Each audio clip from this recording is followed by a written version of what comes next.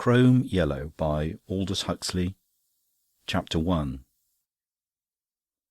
Along this particular stretch of line no express had ever passed. All the trains, the few that there were, stopped at all the stations. Denis knew the names of those stations by heart: Bowl, Tritton, Spavin Delaware, Knipswich for Timpany, West Bolby, and, finally, Camlet on the Water. Camlet was where he always got out, leaving the train to creep indolently onward, goodness only knew whither, into the green heart of England. They were snorting out of West Bolby now. It was the next station, thank heaven. Denis took his chattels off the rack and piled them neatly in the corner opposite his own. A futile proceeding, but one must have something to do. When he had finished, he sank back into his seat and closed his eyes. It was extremely hot.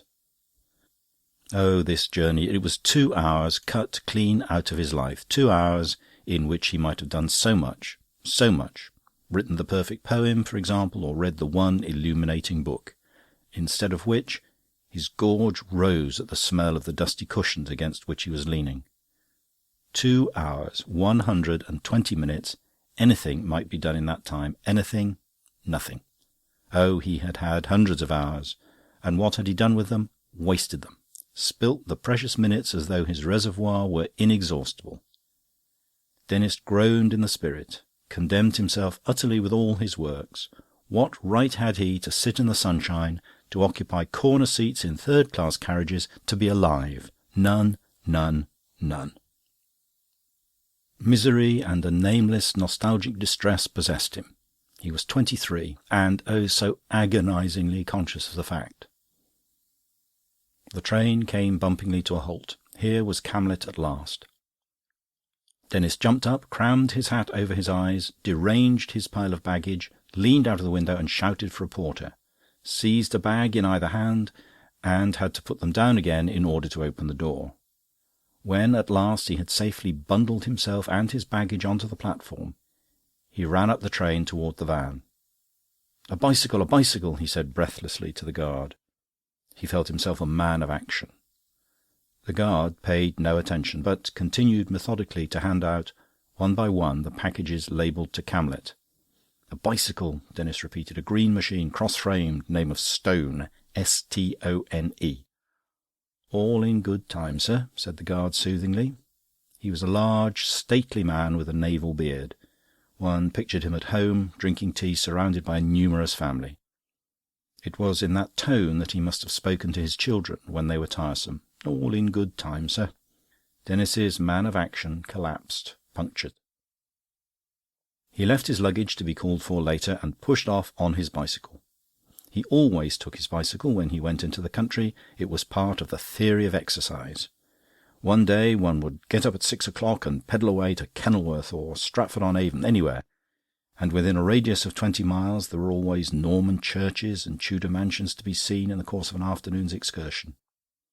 Somehow they never did get seen, but all the same it was nice to feel that the bicycle was there and that one fine morning one really might get up at 6. Once at the top of the long hill which led up from Camlet Station, he felt his spirits mounting. The world, he found, was good.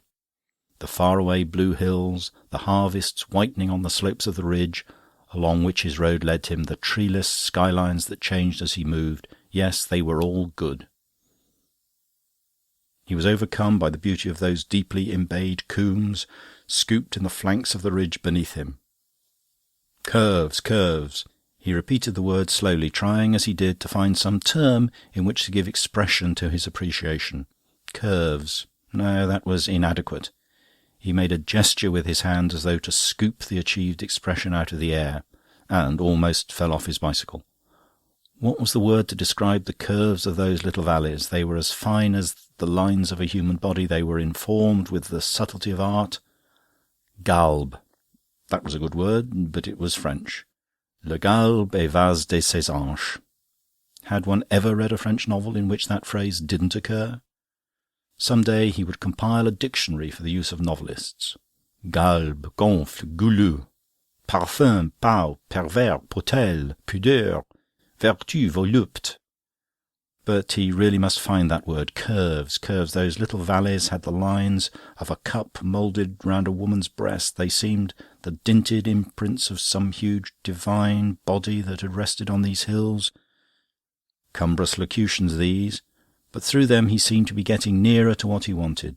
Dinted, dimpled, wimpled, his mind wandered down echoing corridors of assonance and alliteration, ever further and further from the point. He was enamoured with the beauty of words. Becoming once more aware of the outer world, he found himself on the crest of a descent. The road plunged down, steep and straight, into a considerable valley. There, on the opposite slope, a little higher up the valley, stood Crome, his destination. He put on his brakes. This view of Crome was pleasant to linger over. The façade, with its 3 projecting towers, rose precipitously from among the dark trees of the garden. The house basked in full sunlight. The old brick rosily glowed. How ripe and rich it was! How superbly mellow, and at the same time how austere! The hill was becoming steeper and steeper. He was gaining speed in spite of his brakes. He loosed his grip of the levers and, in a moment, was rushing headlong down. 5 minutes later he was passing through the gate of the great courtyard. The front door stood hospitably open. He left his bicycle leaning against the wall and walked in. He would take them by surprise. End of chapter. Chapter 2. He took nobody by surprise. There was nobody to take. All was quiet. Denis wandered from room to empty room, looking with pleasure at the familiar pictures and furniture, at all the little untidy signs of life that lay scattered here and there. He was rather glad that they were all out. It was amusing to wander through the house as though one were exploring a dead, deserted Pompeii. What sort of life would the excavator reconstruct from these remains? How would he people these empty chambers? There was the long gallery with its rows of respectable and, though of course one couldn't publicly admit it, rather boring Italian primitives, its Chinese sculptures, its unobtrusive, dateless furniture. There was the panelled drawing-room, where the huge chintz-covered armchairs stood, oases of comfort among the austere, flesh-mortifying antiques. There was the morning-room with its pale lemon walls, its painted Venetian chairs and rococo tables, its mirrors, its modern pictures. There was the library, cool, spacious and dark, book-lined from floor to ceiling, rich in portentous folios. There was the dining-room, solidly, port-winily English, with its great mahogany table, its 18th-century chairs and sideboard, its 18th-century pictures, family portraits, meticulous animal paintings. What could one reconstruct from such data? There was much of Henry Wimbush in the long gallery and the library, something of Anne, perhaps, in the morning-room. That was all. Among the accumulations of 10 generations, the living had left but few traces. Lying on the table in the morning-room, he saw his own book of poems. What tact! He picked it up and opened it. It was what the reviewers call a slim volume. He read at hazard. But silence and the topless dark vault in the lights of Luna Park, and Blackpool from the nightly gloom hollows a bright tumultuous tomb. He put it down again, shook his head and sighed. What genius I had then, he reflected, echoing the aged Swift. It was nearly 6 months since the book had been published. He was glad to think he would never write anything of the same sort again. Who could have been reading it, he wondered. Anne, perhaps. He liked to think so. Perhaps, too, she had at last recognised herself in the hamadryad of the poplar sapling, the slim hamadryad whose movements were like the swaying of a young tree in the wind. The woman who was a tree was what he had called the poem. He had given her the book when it came out, hoping that the poem would tell her what he hadn't dared to say. She had never referred to it. He shut his eyes and saw a vision of her in a red velvet cloak, swaying into the little restaurant where they sometimes dined together in London, 3/4 of an hour late, and he was at his table, haggard with anxiety, irritation, hunger. Oh, she was damnable! It occurred to him that perhaps his hostess might be in her boudoir. It was a possibility. He would go and see. Mrs. Wimbush's boudoir was in the central tower on the garden front, a little staircase corkscrewed up to it from the hall. Denis mounted, tapped at the door. "Come in." Ah, she was there. He had rather hoped she wouldn't be. He opened the door. Priscilla Wimbush was lying on the sofa. A blotting-pad rested on her knees, and she was thoughtfully sucking the end of a silver pencil. "Hullo," she said, looking up. "I'd forgotten you were coming." "Well, here I am, I'm afraid," said Denis deprecatingly. "I'm awfully sorry." Mrs. Wimbush laughed. Her voice, her laughter, were deep and masculine. Everything about her was manly. She had a large, square, middle-aged face, with a massive, projecting nose and little greenish eyes, the whole surmounted by a lofty and elaborate coiffure of a curiously improbable shade of orange. Looking at her, Denis always thought of Wilkie Bard as the cantatrice. "That's why I'm going to sing in opera, sing in opera, sing in opera." Today she was wearing a purple silk dress with a high collar and a row of pearls. The costume, so richly dowagerish, so suggestive of the royal family, made her look more than ever like something on the halls. "What have you been doing all this time?" she asked. "Well," said Denis, and he hesitated almost voluptuously. He had a tremendously amusing account of London and its doings all ripe and ready in his mind. It would be a pleasure to give it utterance. "To begin with," he said. But he was too late. Mrs. Wimbush's question had been what the grammarians call rhetorical. It asked for no answer. It was a little conversational flourish, a gambit in the polite game.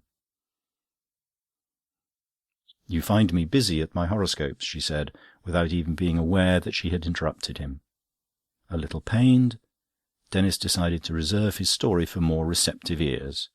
He contented himself, by way of revenge, with saying, "Oh," rather icily. "Did I tell you how I won 400 on the Grand National this year?" "Yes," he replied, still frigid and monosyllabic. She must have told him at least 6 times. "Wonderful, isn't it? Everything is in the stars. In the old days, before I had the stars to help me, I used to lose thousands. Now..." She paused an instant. "Well, look at that 400 on the Grand National. That's the stars." Denis would have liked to hear more about the old days, but he was too discreet and, still more, too shy to ask.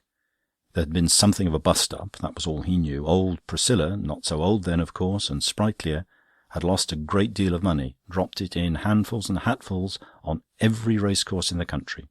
She had gambled, too. The number of thousands varied in the different legends, but all put it high. Henry Wimbush was forced to sell some of his primitives, a Taddeo da Poggibonsi, an Amico de Taddeo and 4 or 5 nameless Sienese, to the Americans. There was a crisis. For the first time in his life, Henry asserted himself. And with good effect, it seemed. Priscilla's gay and gadding existence had come to an abrupt end. Nowadays she spent almost all her time at Crome, cultivating a rather ill-defined malady.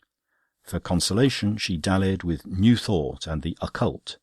Her passion for racing still possessed her, and Henry, who was a kind-hearted fellow at bottom, allowed her £40 a month betting money. Most of Priscilla's days were spent in casting the horoscopes of horses, and she invested her money scientifically as the stars dictated. She betted on football too, and had a large notebook in which she registered the horoscopes of all the players in all the teams of the league. The process of balancing the horoscopes of 2 11s, one against the other, was a very delicate and difficult one. A match between the Spurs and the Villa entailed a conflict in the heavens so vast and so complicated that it was not to be wondered at if she sometimes made a mistake about the outcome. "Such a pity you don't believe in these things, Denis. Such a pity," said Mrs. Wimbush in her deep, distinct voice. "I can't say I feel it so."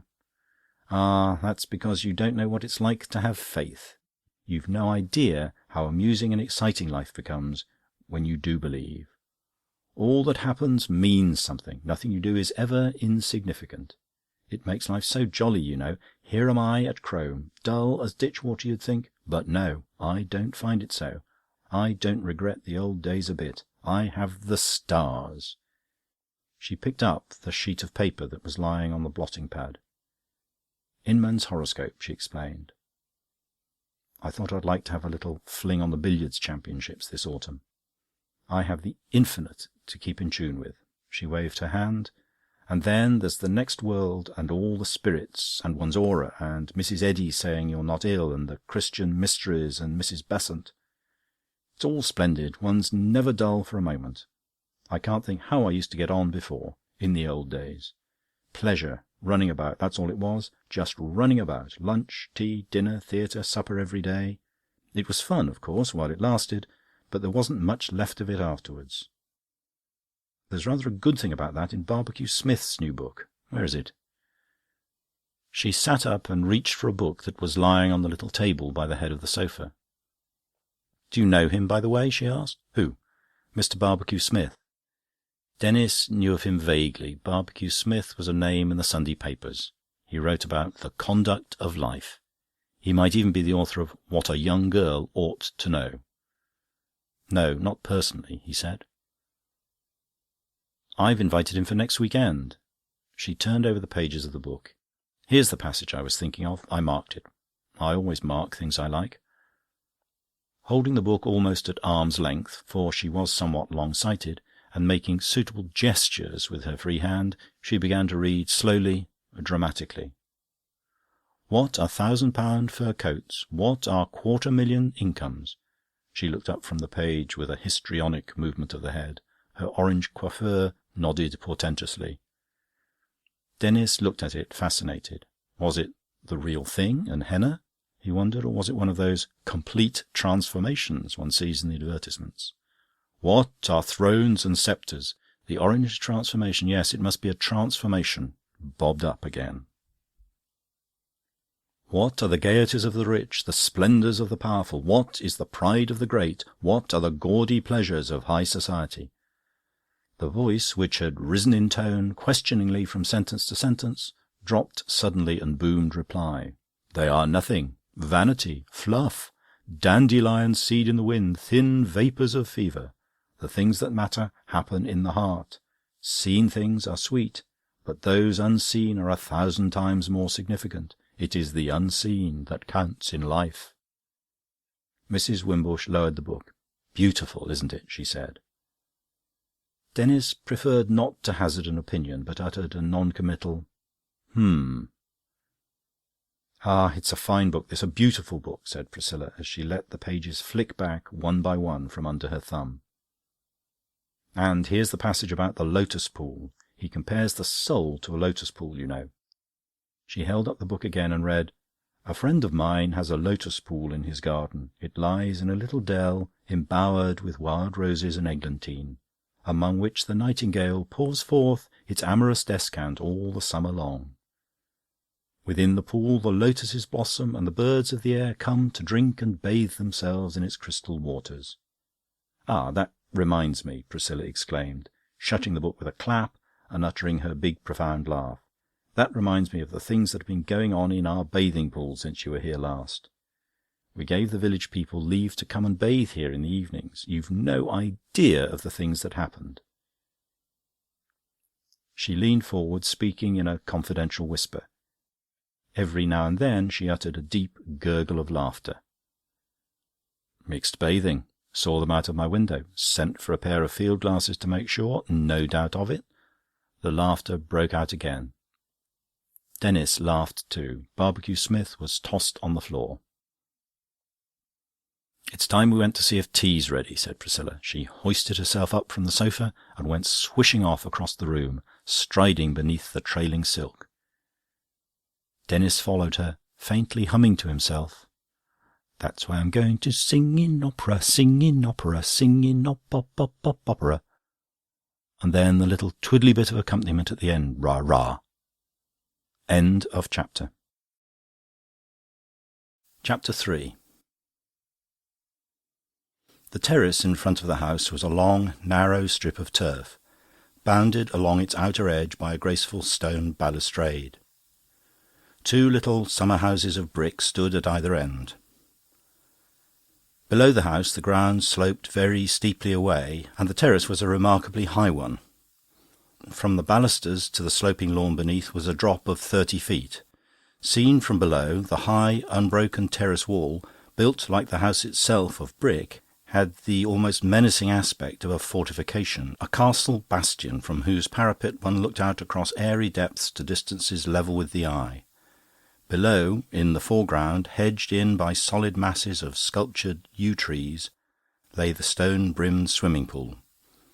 Beyond it stretched the park with its massive elms, its green expanses of grass, and, at the bottom of the valley, the gleam of the narrow river.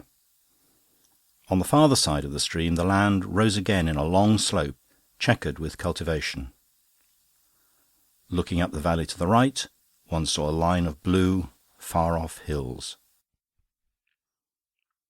The tea-table had been planted in the shade of one of the little summer-houses, and the rest of the party was already assembled about it when Denis and Priscilla made their appearance.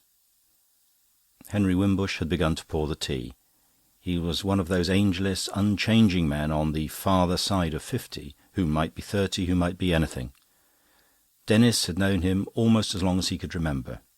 In all those years his pale, rather handsome face had never grown any older. It was like the pale grey bowler hat which he always wore, winter and summer, unageing, calm, serenely without expression. Next to him, but separated from him and from the rest of the world by the almost impenetrable barriers of her deafness, sat Jenny Mullion. She was perhaps 30, had a tilted nose and a pink and white complexion, and wore her brown hair plaited and coiled in two lateral buns over her ears. In the secret tower of her deafness she sat apart, looking down at the world through sharply piercing eyes. What did she think of men and women and things? That was something that Denis had never been able to discover. In her enigmatic remoteness, Jenny was a little disquieting. Even now some interior joke seemed to be amusing her, for she was smiling to herself, and her brown eyes were like very bright round marbles. On his other side, the serious, moon-like innocence of Mary Bracegirdle's face shone pink and childish. She was nearly 23, but one wouldn't have guessed it. Her short hair, clipped like a page's, hung in a bell of elastic gold about her cheeks. She had large blue china eyes, whose expression was one of ingenuous and often puzzled earnestness. Next to Mary, a small gaunt man was sitting, rigid and erect in his chair. In appearance, Mr. Scogan was like one of those extinct bird lizards of the tertiary. His nose was beaked, his dark eyes had the shining quickness of a robin's. But there was nothing soft or gracious or feathery about him. The skin of his wrinkled brown face had a dry and scaly look. His hands were the hands of a crocodile. His movements were marked by the lizard's disconcertingly abrupt clockwork speed. His speech was thin, fluty, and dry. Henry Wimbush, schoolfellow and exact contemporary, Mr. Scogan looked far older and, at the same time, far more youthfully alive than did that gentle aristocrat with the face like a grey bowler.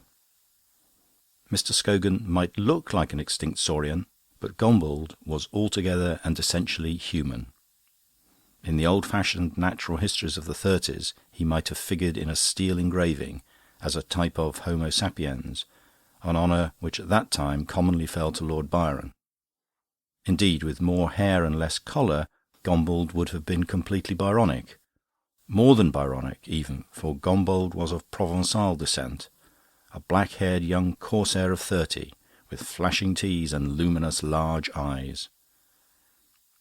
Denis looked at him enviously. He was jealous of his talent. If only he wrote verse as well as Gombauld painted pictures. Still more, at the moment, he envied Gombauld his looks, his vitality, his easy confidence of manner. Was it surprising that Anne should like him? Like him? It might even be something worse, Denis reflected bitterly, as he walked at Priscilla's side down the long grass terrace. Between Gombauld and Mr. Scogan, a very much lowered deck-chair presented its back to the new arrivals as they advanced towards the tea-table. Gombauld was leaning over it. His face moved vivaciously. He smiled, he laughed, he made quick gestures with his hands. From the depths of the chair came up a sound of soft, lazy laughter. Denis started as he heard it. That laughter, how well he knew it, what emotions it evoked in him. He quickened his pace. In her low deck chair, Anne was nearer to lying than to sitting. Her long, slender body reposed in an attitude of listlessness and indolent grace. Within its setting of light brown hair, her face had a pretty regularity that was almost doll-like. And indeed, there were moments when she seemed nothing more than a doll, when the oval face with its long, lashed, pale blue eyes expressed nothing, when it was no more than a lazy mask of wax. She was Henry Wimbush's own niece. That bowler-like countenance was one of the Wimbush heirlooms. It ran in the family, appearing in its female members as a blank doll face. But across this dollish mask, like a gay melody dancing over an unchanging fundamental bass, passed Anne's other inheritance: quick laughter, light, ironic amusement, and the changing expression of many moods. She was smiling now as Denis looked down at her. Her cat's smile, he called it, for no very good reason. The mouth was compressed, and on either side of it 2 tiny wrinkles had formed themselves in her cheeks. An infinity of slightly malicious amusement lurked in those little folds, in the puckers above the half-closed eyes, in the eyes themselves, bright and laughing between the narrowed lids. The preliminary greeting spoken, Denis found an empty chair between Gombauld and Jenny and sat down. "How are you, Jenny?" he shouted at her. Jenny nodded and smiled in mysterious silence, as though the subject of her health were a secret that could not be publicly divulged. "How's London been since I went away?" Anne inquired from the depth of her chair. The moment had come. The tremendously amusing narrative was waiting for utterance. "Well," said Denis, smiling happily, "to begin with..." "Has Priscilla told you of our great antiquarian find?" Henry Wimbush leaned forward. The most promising of buds was nipped. "To begin with," said Denis desperately, "there was the ballet. Last week," Mr. Wimbush went on softly and implacably, "we dug up 50 yards of oaken drain-pipes. Just tree trunks with a hole bored through the middle. Very interesting indeed. Whether they were laid down by the monks in the 15th century, or whether..." Denis listened gloomily. "Extraordinary," he said, when Mr. Wimbush had finished. "Quite extraordinary." He helped himself to another slice of cake. He didn't even want to tell his tale about London now. He was damped. For some time past, Mary's grave blue eyes had been fixed upon him. "What have you been writing lately?" she asked. It would be nice to have a little literary conversation. "Oh, verse and prose," said Denis. "Just verse and prose." "Prose?" Mr. Scogan pounced alarmingly on the word. "You've been writing prose?" "Yes." "Not a novel?" "Yes." "My poor Denis," exclaimed Mr. Scogan. "What about?" Denis felt rather uncomfortable. "Oh, about the usual things, you know." "Of course," Mr. Scogan groaned. "I'll describe the plot for you. Little Percy, the hero, was never good at games, but he was always clever. He passes through the usual public school and the usual university, and comes to London, where he lives among the artists. He is bowed down with melancholy thought. He carries the whole weight of the universe upon his shoulders. He writes a novel of dazzling brilliance. He dabbles delicately in amour and disappears, at the end of the book, into the luminous future." Denis blushed scarlet. Mr. Scogan had described the plan of his novel with an accuracy that was appalling. He made an effort to laugh. "You're entirely wrong," he said. "My novel is not in the least like that." It was a heroic lie. Luckily, he reflected, only 2 chapters were written. He would tear them up that very evening when he unpacked. Mr. Scogan paid no attention to his denial, but went on. "Why will you young men continue to write about things that are so entirely uninteresting as the mentality of adolescents and artists? Professional anthropologists might find it interesting to turn sometimes from the beliefs of the blackfellow to the philosophical preoccupations of the undergraduate, but you can't expect an ordinary adult man like myself to be much moved by the story of his spiritual troubles. After all, even in England, even in Germany and Russia, there are more adults than adolescents. As for the artist, he is preoccupied with problems that are so utterly unlike those of the ordinary adult man, problems of pure aesthetics which don't so much as present themselves to people like myself. that a description of his mental processes is as boring to the ordinary reader as a piece of pure mathematics.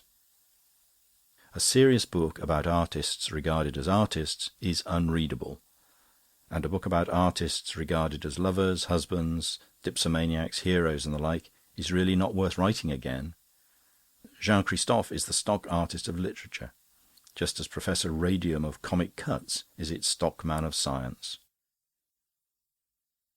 "I'm sorry to hear I'm as uninteresting as all that," said Gombauld. "Not at all, my dear Gombauld," Mr. Scogan hastened to explain. "As a lover or a dipsomaniac, I've no doubt of you being a most fascinating specimen.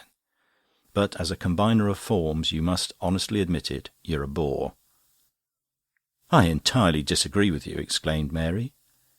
She was somehow always out of breath when she talked, and her speech was punctuated by little gasps.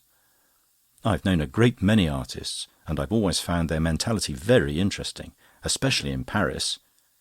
Schuplitsky, for example. I saw a great deal of Schuplitsky in Paris this spring." "Ah, but then you're an exception, Mary, you're an exception," said Mr. Scogan. "You are a femme supérieure." A flush of pleasure turned Mary's face into a harvest moon. End of chapter. Chapter 4. Denis woke up next morning to find the sun shining, the sky serene. He decided to wear white flannel trousers and a black jacket with a silk shirt and his new peach-coloured tie. And what shoes? White was the obvious choice, but there was something rather pleasing about the notion of black patent leather. He lay in bed for several minutes considering the problem. Before he went down, patent leather was his final choice, he looked at himself critically in the glass.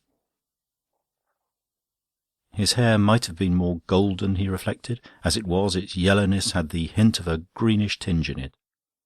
But his forehead was good. His forehead made up in height what his chin lacked in prominence.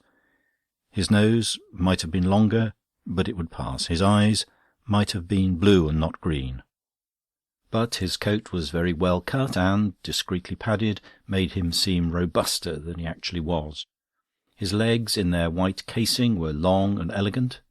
Satisfied, he descended the stairs. Most of the party had already finished their breakfast. He found himself alone with Jenny. "I hope you slept well," he said. "Yes, isn't it lovely?" Jenny replied, giving 2 rapid little nods. "But we had such awful thunderstorms last week." Parallel straight lines, Denis reflected, meet only at infinity. He might talk for ever of care, charmer, sleep, and she of meteorology, till the end of time. Did one ever establish contact with anyone? We are all parallel straight lines. Jenny was only a little more parallel than most. "They are very alarming, these thunderstorms," he said, helping himself to porridge. "Don't you think so? Or are you above being frightened?" "No, I always go to bed in a storm. One is so much safer lying down." "Why?" "Because," said Jenny, making a descriptive gesture, "because lightning goes downwards and not flatways. When you're lying down, you're out of the current." "That's very ingenious." "It's true." There was a silence. Denis finished his porridge and helped himself to bacon. For lack of anything better to say, and because Mr. Scogan's absurd phrase was for some reason running in his head, he turned to Jenny and asked, "Do you consider yourself a femme supérieure?" He had to repeat the question several times before Jenny got the hang of it. "No," she said rather indignantly, when at last she heard what Denis was saying. "Certainly not. Has anyone been suggesting that I am?" "No," said Denis. "Mr. Scogan told Mary she was one." "Did he?" Jenny lowered her voice. "Shall I tell you what I think of that man? I think he's slightly sinister." Having made this pronouncement, she entered the ivory tower of her deafness and closed the door. Denis could not induce her to say anything more, could not induce her even to listen. She just smiled at him, smiled and occasionally nodded. Denis went out onto the terrace to smoke his after-breakfast pipe and to read his morning paper. An hour later, when Anne came down, she found him still reading. By this time he had got to the Court Circular and the Forthcoming Weddings. He got up to meet her as she approached, a hamadryad in white muslin, across the grass. "Why, Denis," she exclaimed, "you look perfectly sweet in your white trousers." Denis was dreadfully taken aback. There was no possible retort. "You speak as though I were a child in a new frock," he said, with a show of irritation. "But that's how I feel about you, Denis dear." "Then you oughtn't to." "But I can't help it. I'm so much older than you." "I like that," he said. 4 years older. "And if you do look perfectly sweet in your white trousers, why shouldn't I say so? And why did you put them on if you didn't think you were going to look sweet in them?" "Let's go into the garden," said Denis. He was put out. The conversation had taken such a preposterous and unexpected turn. He had planned a very different opening, in which he was to lead off with, "You look adorable this morning," or something of the kind. And she was to answer, "Do I?" And then there was to be a pregnant silence. And now she had got in first with the trousers. It was provoking. His pride was hurt. That part of the garden that sloped down from the foot of the terrace to the pool had a beauty which did not depend on colour so much as on forms. It was as beautiful by moonlight as in the sun.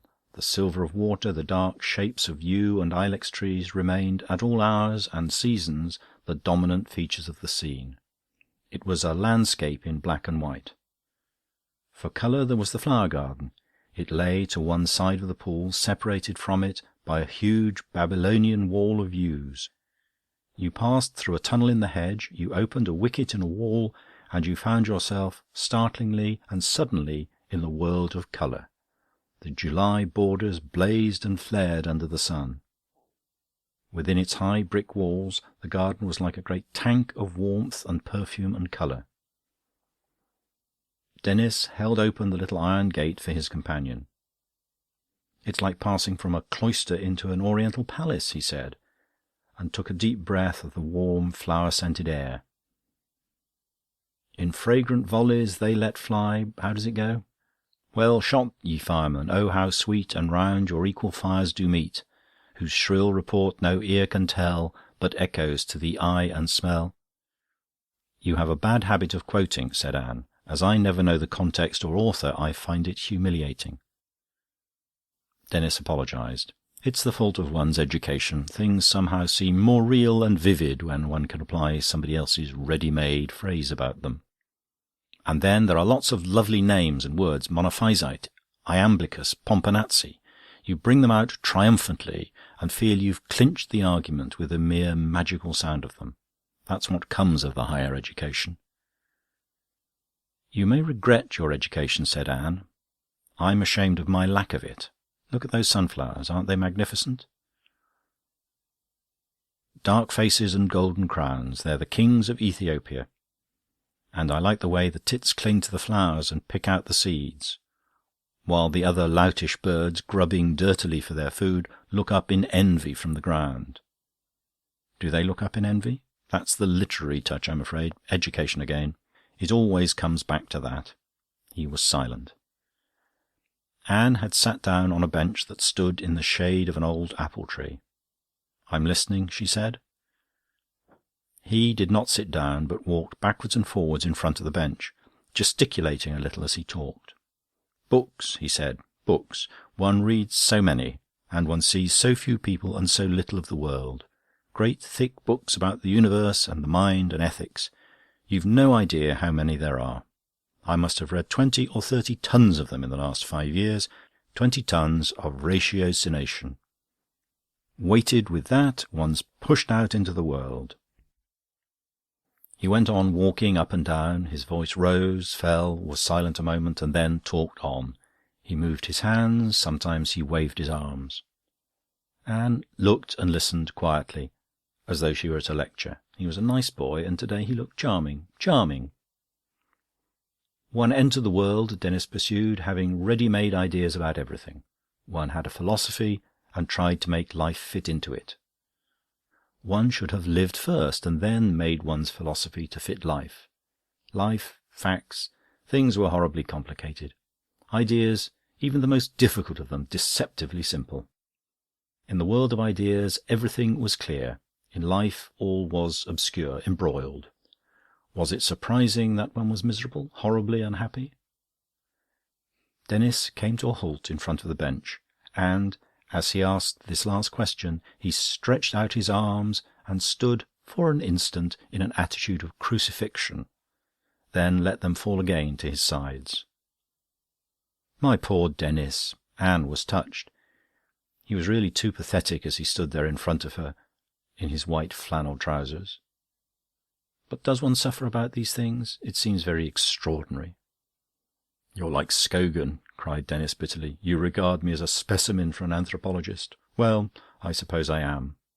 "No, no," she protested, and drew in her skirt with a gesture that indicated that he was to sit down beside her. He sat down. "Why can't you just take things for granted and as they come?" she asked. "It's so much simpler." "Of course it is," said Denis, "but it's a lesson to be learnt gradually. There are 20 tons of ratiocination to be got rid of first." "I've always taken things as they come," said Anne. "It seems so obvious. One enjoys the pleasant things, avoids the nasty ones. There's nothing more to be said." "Nothing, for you. But then you were born a pagan. I am trying laboriously to make myself one.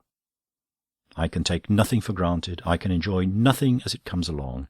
Beauty, pleasure, art, women.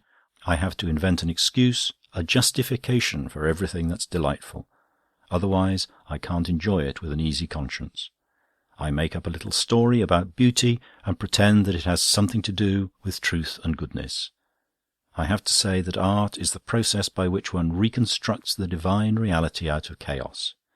Pleasure is one of the mystical roads to union with the infinite, the ecstasies of drinking, dancing, love-making.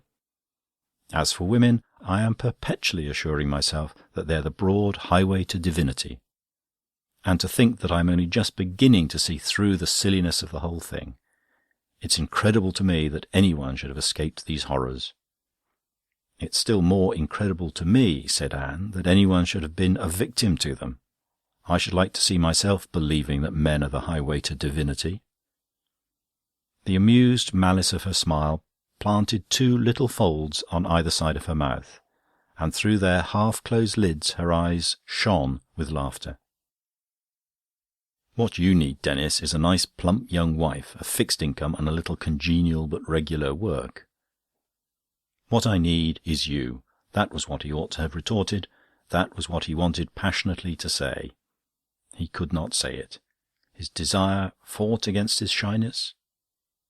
"What I need is you." Mentally he shouted the words, but not a sound issued from his lips. He looked at her despairingly. Couldn't she see what was going on inside him? Couldn't she understand? "What I need is you." He would say it. He would. "I think I shall go and bathe," said Anne. "It's so hot." The opportunity had passed. End of chapter. Chapter 5. Mr. Wimbush had taken them to see the sights of the home farm, and now they were standing, all 6 of them, Henry Wimbush, Mr. Scogan, Denis, Gombold, Anne and Mary, by the low wall of the piggery, looking into one of the styes. "This is a good sow," said Henry Wimbush. "She had a litter of 14. 14, Mary echoed incredulously.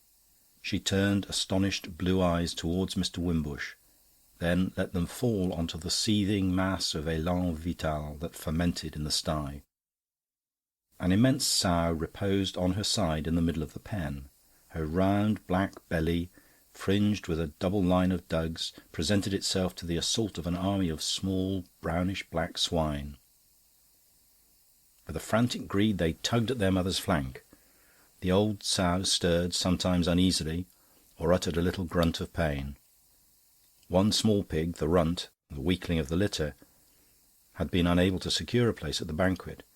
Squealing shrilly, he ran backwards and forwards, trying to push in amongst his stronger brothers, or even to climb over their tight little black backs toward the maternal reservoir. "There are 14, said Mary. "You're quite right. I counted. It's extraordinary." "The sow next door," Mr. Wimbush went on, "has done very badly. She only had 5 in her litter. I shall give her another chance. If she doesn't do better next time, I shall fat her up and kill her. There's the boar." He pointed towards a farther sty. "Fine old beast, isn't he? But he's getting past his prime. He'll have to go too." "How cruel!" Anne exclaimed. "But how practical, how eminently realistic," said Mr. Scogan. "In this farm we have a model of sound paternal government. Make them breed, make them work, and when they're past working or breeding or begetting, slaughter them." "Farming seems to be mostly indecency and cruelty," said Anne. With the ferrule of his walking-stick, Denis began to scratch the boar's long, bristly back. The animal moved a little, so as to bring himself within easier range of the instrument that evoked in him such delicious sensations. Then he stood stock still, softly grunting his contentment. The mud of years flaked off his sides in a grey, powdery scurf. "What a pleasure it is," said Denis, "to do somebody a kindness. I believe I enjoyed scratching this pig quite as much as he enjoys being scratched. If only one could always be kind with so little expense or trouble." A gate slammed. There was a sound of heavy footsteps. "Morning, Rowley," said Henry Wimbush. "Morning, sir," old Rowley answered. He was the most venerable of the labourers on the farm, a tall, solid man, still unbent, with grey side whiskers and a steep, dignified profile. Grave, weighty in his manner, splendidly respectable, Rowley had the air of a great English statesman of the mid-19th century. He halted on the outskirts of the group, and for a moment they all looked at the pigs in a silence that was only broken by the sound of grunting or the squelch of a sharp hoof in the mire. Rowley turned at last, slowly and ponderously and nobly, as he did everything, and addressed himself to Henry Wimbush. "Look at them, sir," he said, with a motion of his hand towards the wallowing swine. "Rightly is they called pigs." "Rightly indeed," Mr. Wimbush agreed. "I am abashed by that man," said Mr. Scogan, as old Rowley plodded off slowly and with dignity. "What wisdom, what judgment, what a sense of values! Rightly are they called swine. Yes, and I wish I could with as much justice say, rightly are we called men." They walked on towards the cowsheds and the stables of the cart-horses. 5 white geese, taking the air this fine morning, even as they were doing, met them in the way. They hesitated, cackled, then, converting their lifted necks into rigid horizontal snakes, they rushed off in disorder, hissing horribly as they went. Red calves paddled in the dung and mud of a spacious yard. In another enclosure stood the bull, massive as a locomotive. He was a very calm bull, and his face wore an expression of melancholy stupidity. He gazed with reddish-brown eyes at his visitors, chewed thoughtfully at the tangible memories of an earlier meal, swallowed and regurgitated, chewed again. His tail lashed savagely from side to side. It seemed to have nothing to do with his impassive bulk. Between his short horns was a triangle of red curls, short and dense. "Splendid animal," said Henry Wimbush. "Pedigree stock. But he's getting a little old, like the boar." "Fat him up and slaughter him," Mr. Scogan pronounced, with a delicate old maidish precision of utterance. "Couldn't you give the animals a little holiday from producing children?" asked Anne. "I'm so sorry for the poor things." Mr. Wimbush shook his head. "Personally," he said, "I rather like seeing 14 pigs grow where only one grew before. The spectacle of so much crude life is refreshing." "I'm glad to hear you say so," Gumbold broke in warmly. "Lots of life, that's what we want. I like pullulation. Everything ought to increase and multiply as hard as it can." Gombold grew lyrical. Everybody ought to have children. Anne ought to have them. Mary ought to have them. Dozens and dozens. He emphasised his point by thumping with his walking-stick on the bull's leather flanks. Mr. Scogan ought to pass on his intelligence to little Scogans and Denis to little Denises. The bull turned his head to see what was happening, regarded the drumming stick for several seconds, then turned back again, satisfied, it seemed, that nothing was happening. Sterility was odious, unnatural, a sin against life. Life, life, and still more life. The ribs of the placid bull resounded. Standing with his back against the farmyard pump a little apart, Denis examined the group. Gombauld, passionate and vivacious, was its centre. The others stood around, listening. Henry Wimbush, calm and polite beneath his grey bowler. Mary, with parted lips and eyes that shone with the indignation of a convinced birth-controller.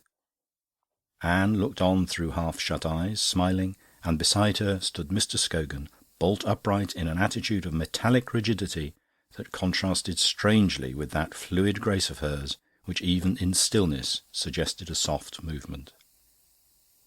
Gombauld ceased talking, and Mary, flushed and outraged, opened her mouth to refute him.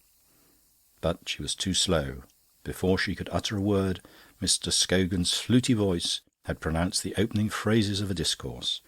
There was no hope of getting so much as a word in edgeways. Mary had perforce to resign herself. "Even your eloquence, my dear Gombauld," he was saying, "even your eloquence must prove inadequate to reconvert the world to a belief in the delights of mere multiplication. With the gramophone, the cinema, and the automatic pistol, the goddess of applied science has presented the world with another gift, more precious even than these, the means of dissociating love from propagation. Eros, for those who wish it, is now an entirely free god. His deplorable association with Lucina may be broken at will. In the course of the next few centuries, who knows, the world may see a more complete severance. I look forward to it optimistically.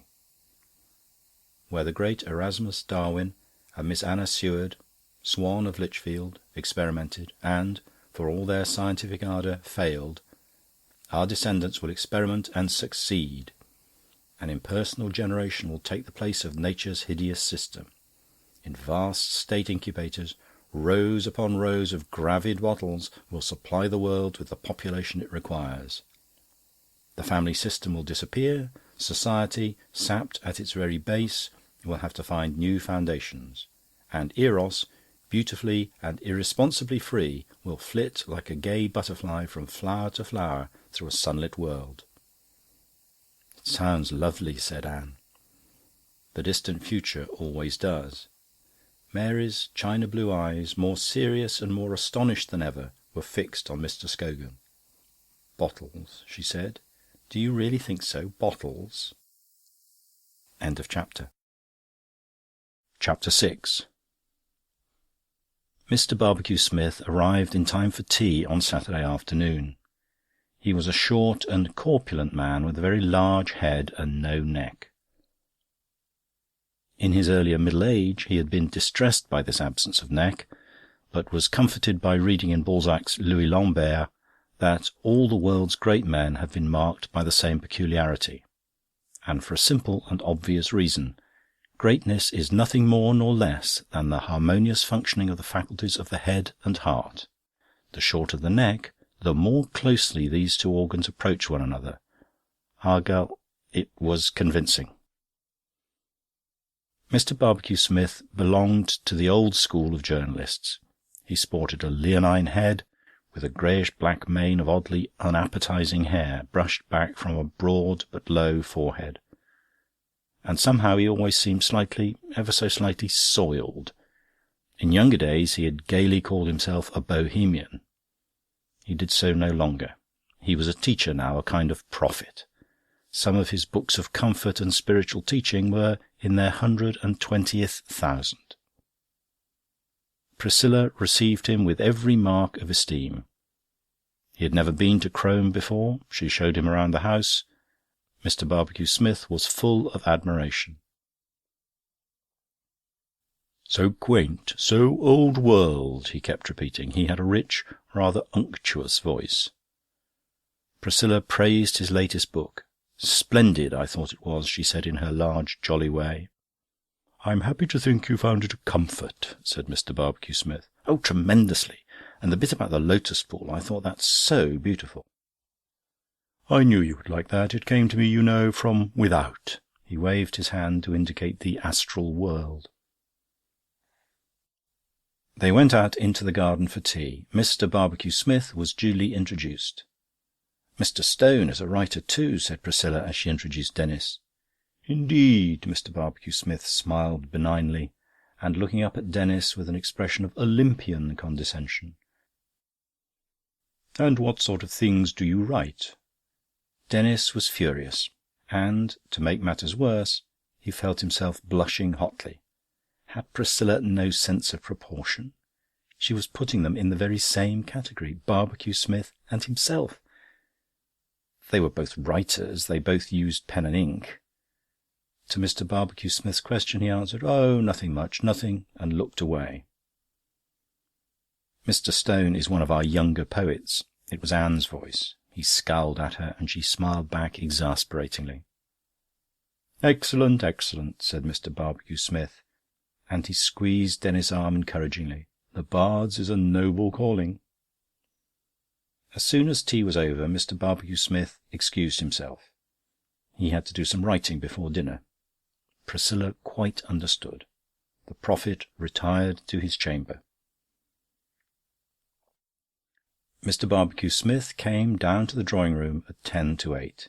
He was in a good humour, and, as he descended the stairs, he smiled to himself and rubbed his large white hands together. In the drawing-room, someone was playing softly and ramblingly on the piano. He wondered who it could be. One of the young ladies, perhaps. But no, it was only Denis, who got up hurriedly and with some embarrassment as he came into the room. Do go on," said Mr. Barbecue-Smith. "I'm very fond of music." "Then I couldn't possibly go on," Denis replied. "I only make noises." There was a silence. Mr. Barbecue-Smith stood with his back to the hearth, warming himself at the memory of last winter's fires. He could not control his interior satisfaction, but still went on smiling to himself. At last he turned to Denis. "You write," he asked, "don't you?" "Well, yes, a little, you know." "How many words do you find you can write in an hour?" "I don't think I've ever counted." "Oh, you ought to, you ought to. It's most important." Denis exercised his memory. "When I'm in good form," he said, "I fancy I do a 1,200-word review in about 4 hours. But sometimes it takes much longer." Mr. Barbecue-Smith nodded. "Yes, 300 words an hour at your best." He walked out into the middle of the room, turned round on his heels and confronted Denis again. "Guess how many words I wrote this evening between 5 and 7:30. "I can't imagine." "No, but you must guess. Between 5 and 7:30, that's 2.5 hours. 1,200 words, Denis hazarded. No. Mr. Barbecue-Smith's expanded face shone with gaiety. Try again. 1,500. No. I give it up, said Denis. He found he couldn't summon up much interest in Mr. Barbecue-Smith's writing. Well, I'll tell you. 3,800. Denis opened his eyes. You must get a lot done in a day, he said. Mr. Barbecue-Smith suddenly became extremely confidential. He pulled up a stool to the side of Denis' arm-chair, sat down in it, and began to talk softly and rapidly. "Listen to me," he said, laying his hand on Denis' sleeve. "You want to make your living by writing. You're young, you're inexperienced. Let me give you a little sound advice." What was the fellow going to do, Denis wondered? Give him an introduction to the editor of John o' London's Weekly? Or tell him where he could sell a light middle for 7 guineas? Mr. Barbecue-Smith patted his arm several times and went on. "The secret of writing," he said, breathing it into the young man's ear, "the secret of writing is inspiration." Denis looked at him in astonishment. "Inspiration," Mr. Barbecue-Smith repeated. "You mean the native wood-note business?" Mr. Barbecue-Smith nodded. "Oh, then I entirely agree with you," said Denis. "But what if one hasn't got inspiration?" "That was precisely the question I was waiting for," said Mr. Barbecue-Smith. "You ask me what one should do if one hasn't got inspiration. I answer, you have inspiration. Everyone has inspiration. It's simply a question of getting it to function." The clock struck 8. There was no sign of any of the other guests. Everybody was always late at Crome. Mr. Barbecue-Smith went on. "That's my secret," he said. "I give it you freely." Denis made a suitably grateful murmur and grimace. "I'll help you to find your inspiration, because I don't like to see a nice, steady young man like you exhausting his vitality and wasting the best years of his life in a grinding intellectual labour that could be completely obviated by inspiration. I did it myself, so I know what it's like. Up till the time I was 38, I was a writer like you, a writer without inspiration. All I wrote I squeezed out of myself by sheer hard work. Why, in those days I was never able to do more than 650 words an hour, and what's more, I often didn't sell what I wrote," he sighed. "We artists," he said parenthetically, "we intellectuals, aren't much appreciated here in England." Denis wondered if there was any method, consistent of course with politeness, by which he could dissociate himself from Mr. Barbecue-Smith's "we." There was none, and besides it was too late now, for Mr. Barbecue-Smith was once more pursuing the tenor of his discourse. "At 38 I was a poor, struggling, tired, overworked, unknown journalist. Now, at 50..." He paused modestly and made a little gesture, moving his fat hands outwards, away from one another, and expanding his fingers as though in demonstration. He was exhibiting himself. Denis thought of that advertisement of Nestle's milk. The two cats on the wall under the moon, one black and thin, the other white, sleek and fat. Before inspiration and after. "Inspiration has made the difference," said Mr. Barbecue-Smith solemnly. "It came quite suddenly, like a gentle dew from heaven." He lifted his hand and let it fall back onto his knee to indicate the descent of the dew. "It was one evening. I was writing my first little book about the conduct of life. Humble Heroisms. You may have read it. It has been a comfort, at least I hope and think so, a comfort to many thousands. I was in the middle of the second chapter, and I was stuck. Fatigue, overwork. I had only written 100 words in the last hour, and I could get no further. I sat biting the end of my pen and looking at the electric light which hung above my table, a little above and in front of me." He indicated the position of the lamp with elaborate care. "Have you ever looked at a bright light intently for a long time?" he asked, turning to Denis. Denis didn't think he had. "You can hypnotise yourself that way," Mr. Barbecue-Smith went on. The gong sounded in a terrific crescendo from the hall. Still no sign of the others. Denis was horribly hungry. "That's what happened to me," said Mr. Barbecue-Smith. "I was hypnotised. I lost consciousness like that." He snapped his fingers. "When I came to, I found that it was past midnight, and I had written 4,000 words. 4,000, he repeated, opening his mouth very wide on the ow of thousand. Inspiration had come to me." "What a very extraordinary thing," said Denis. "I was afraid of it at first. It didn't seem to me natural. I didn't feel, somehow, that it was quite right, quite fair, I might almost say, to produce a literary composition unconsciously. Besides, I was afraid I might have written nonsense." "And had you written nonsense?" Denis asked. "Certainly not," Mr. Barbecue-Smith replied, with a trace of annoyance. "Certainly not. It was admirable.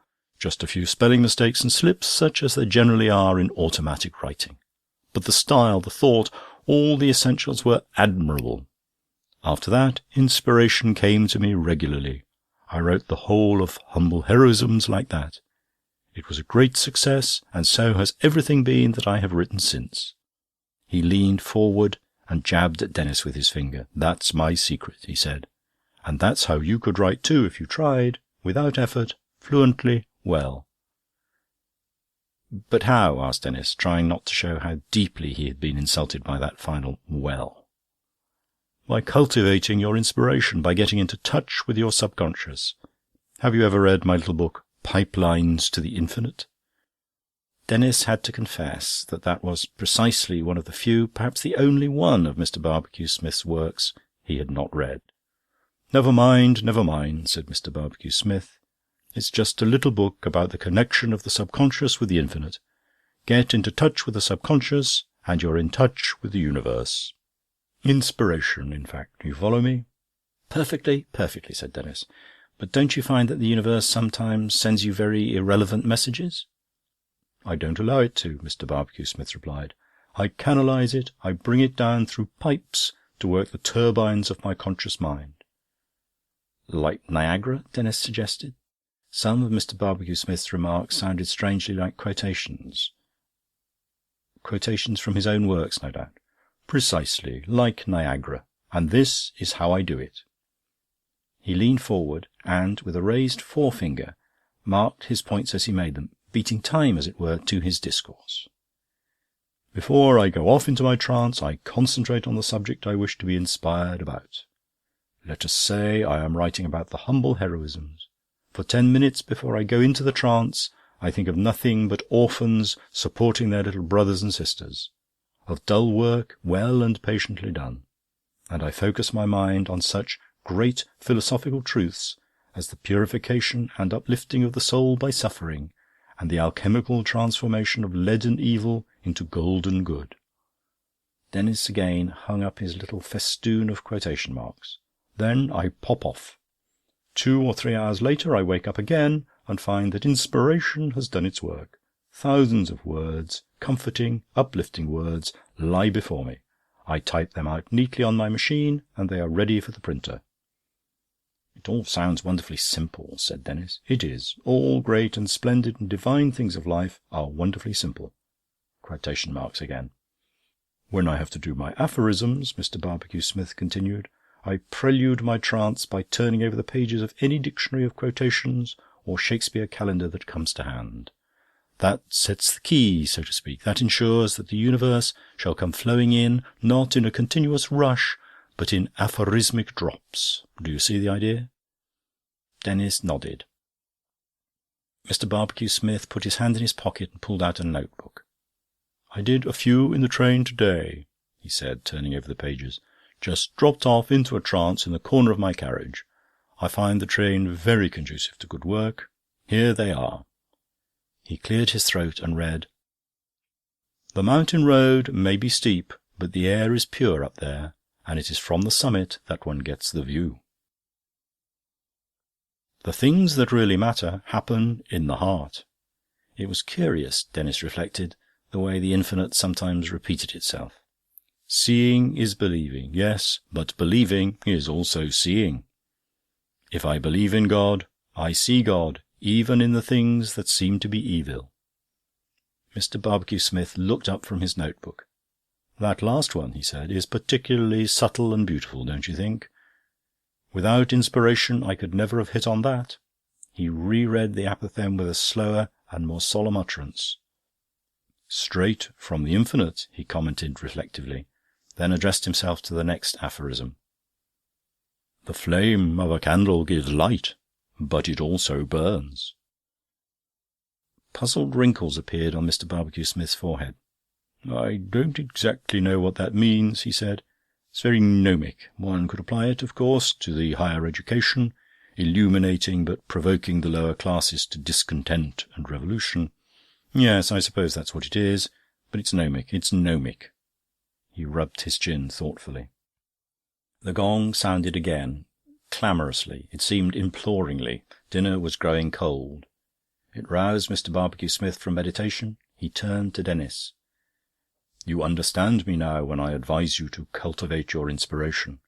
Let your subconscious work for you. Turn on the Niagara of the infinite." There was a sound of feet on the stairs. Mr. Barbecue-Smith got up, laid his hand for an instant on Denis's shoulder and said, "No more now. Another time. And remember, I rely absolutely on your discretion in this matter. There are intimate, sacred things that one doesn't wish to be generally known." "Of course," said Denis. "I quite understand." End of chapter. Chapter 7.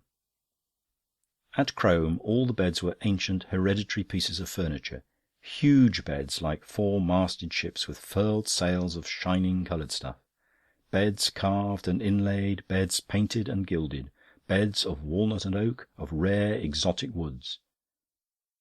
Beds of every date and fashion, from the time of Sir Ferdinando, who built the house, to the time of his namesake in the late 18th century, the last of the family, but all of them grandiose, magnificent.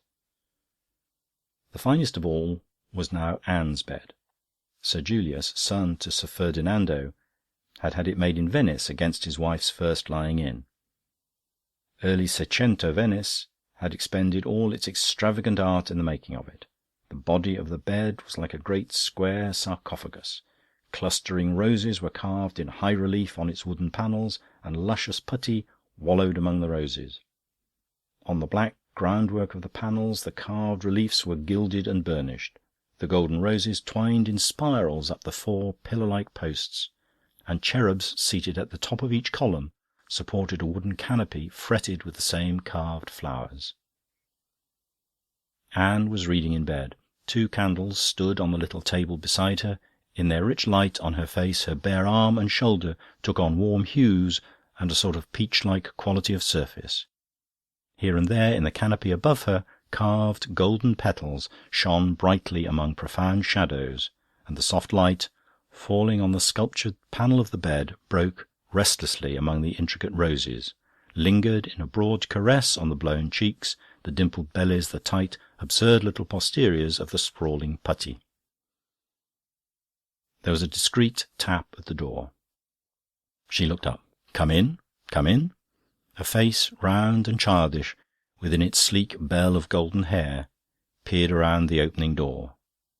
More childish-looking still, a suit of mauve pyjamas made its entrance. It was Mary. "I thought I'd just look in for a moment to say good night," she said, and sat down on the edge of the bed. Anne closed her book. "That was very sweet of you."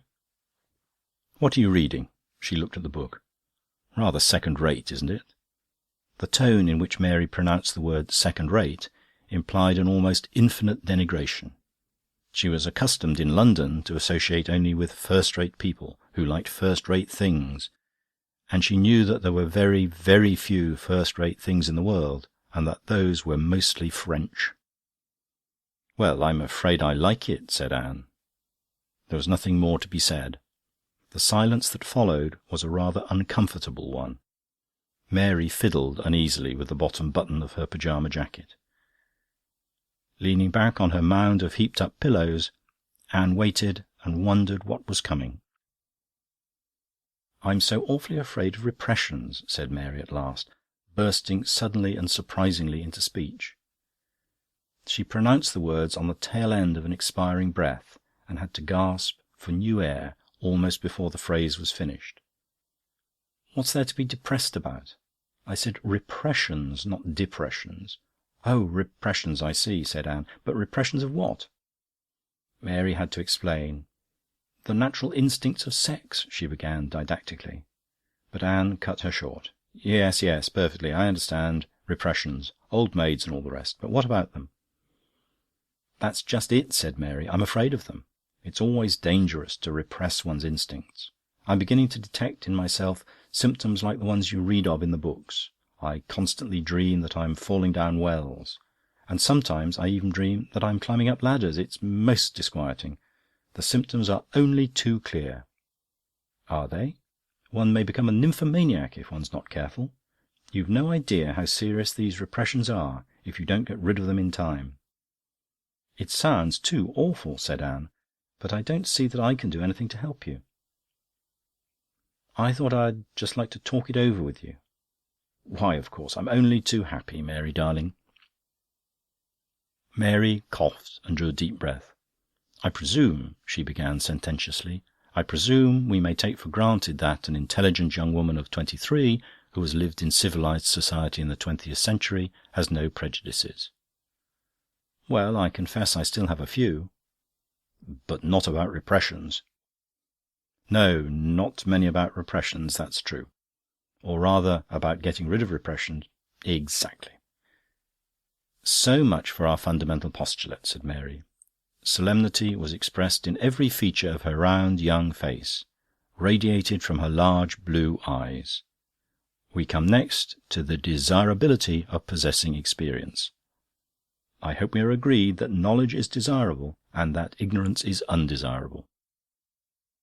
Obedient as one of those complacent disciples from whom Socrates could get whatever answer he chose, Anne gave her assent to this proposition. "And we are equally agreed, I hope, that marriage is what it is." "It is." "Good," said Mary. "And repressions being what they are..." "Exactly." There would therefore seem to be only one conclusion. "But I knew that," Anne exclaimed, "before you began."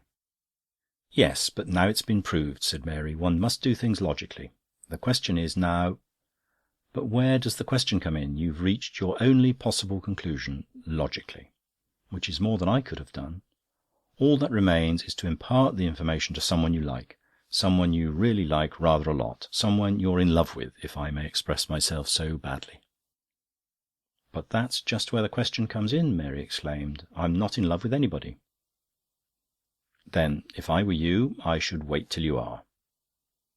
"But I can't go on dreaming night after night that I'm falling down a well. It's too dangerous." "Well, if it really is too dangerous, then of course you must do something about it. You must find somebody else." "But who?" A thoughtful frown puckered Mary's brow. "It must be somebody intelligent, somebody with intellectual interests that I can share. And it must be somebody with a proper respect for women, somebody who's prepared to talk seriously about his work and his ideas and about my work and my ideas. It isn't, as you see, at all easy to find the right person." "Well," said Anne, "there are 3 unattached and intelligent men in the house at the present time. There's Mr. Scogan, to begin with, but perhaps he's rather too much of a genuine antique. And there are Gombauld and Denis. Shall we say that the choice is limited to the last 2? Mary nodded. "I think we'd better," she said, and then hesitated with a certain air of embarrassment. "What is it?" "I was wondering," said Mary with a gasp, "whether they really were unattached. I thought that perhaps you might... "It was very nice of you to think of me, Mary darling," said Anne, smiling the tight cat's smile. "But as far as I'm concerned, they are both entirely unattached." "I'm very glad of that," said Mary, looking relieved. "We're now confronted with the question, which of the 2? I can give no advice. It is a matter of your taste." "It's not a matter of my taste," Mary pronounced, "but of their merits. We must weigh them and consider them carefully and dispassionately." "You must do the weighing yourself," said Anne. There was still the trace of a smile at the corners of her mouth and round the half-closed eyes. "I won't run the risk of advising you wrongly."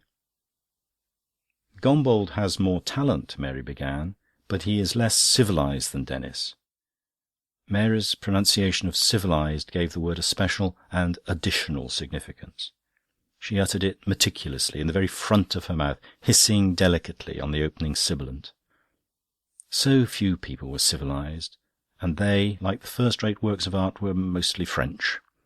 Civilisation is most important, don't you think? Anne held up her hand. "I won't advise," she said. "You must make the decision." "Gombauld's family," Mary went on reflectively, "comes from Marseille. Rather a dangerous heredity when one thinks of the Latin attitude towards women. But then I sometimes wonder whether Denis is altogether serious-minded, whether he isn't rather a dilettante. It's very difficult. What do you think?" "I'm not listening," said Anne. "I refuse to take any responsibility." Mary sighed. "Well," she said, "I think I'd better go to bed and think about it." "Carefully and dispassionately," said Anne. At the door Mary turned round. "Good night," she said, and wondered, as she said the words, why Anne was smiling in that curious way. It was probably nothing, she reflected. Anne often smiled for no apparent reason. It was probably just a habit. "I hope I shan't dream of falling down wells again tonight," she added. "Ladders are worse," said Anne. Mary nodded. "Yes, ladders are much graver." End of chapter. Chapter 8.